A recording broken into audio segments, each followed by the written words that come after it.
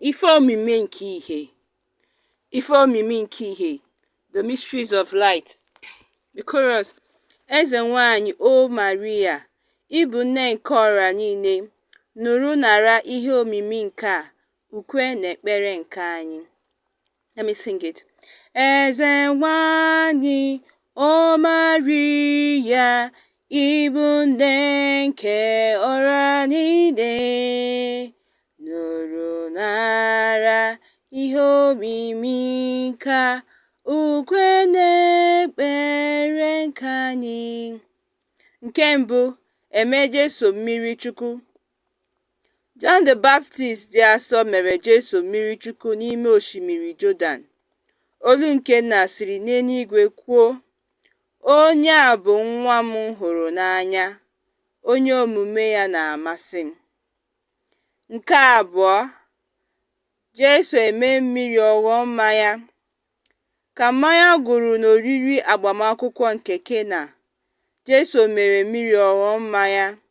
Site na ya, o gosipụtara ebube ya, ụmụazụ ya wee kwere na ya.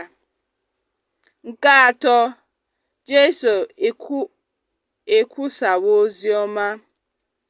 Jesu malitere ọrụ nke nzọpụta, na-ekwusa ozi ọma na-asị, chegharịanụ, alaeze Chineke adịgo nso. Nke anọ, Jesu agbanwee n'elu ugwu.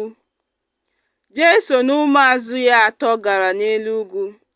Ka ha nọ na-ekpe ekpere, ihu ya gbanwere n'ebube, uwe ya na-egbuke n'ọcha. Nke ise, Jesu edo Yukarịstịa dị asọ. Ka ha nọ na nri ikpeazụ, Jesu doro Yukarịstịa dị asọ site n'ịgbanwe ọchịcha na mmanya, ha bụrụ ahụ na ọbara ya. So these are the mysteries of light in Igbo language. I will take it again. The chorus, whenever we are saying the rosaries, there is a chorus. Eze nwanyị o Maria, ị bụ nne nke ọha niile, nụrụ nara ihe omimi nke a, ukwe na ekpere nke anyị.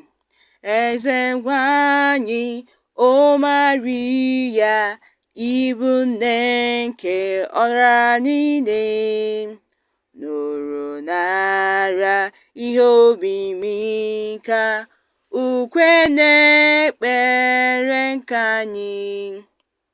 Nke mbụ, eme Jesu mmiri Chukwu. John the Baptist dị asọ mere Jesu mmiri Chukwu n'osimiri Jọdan.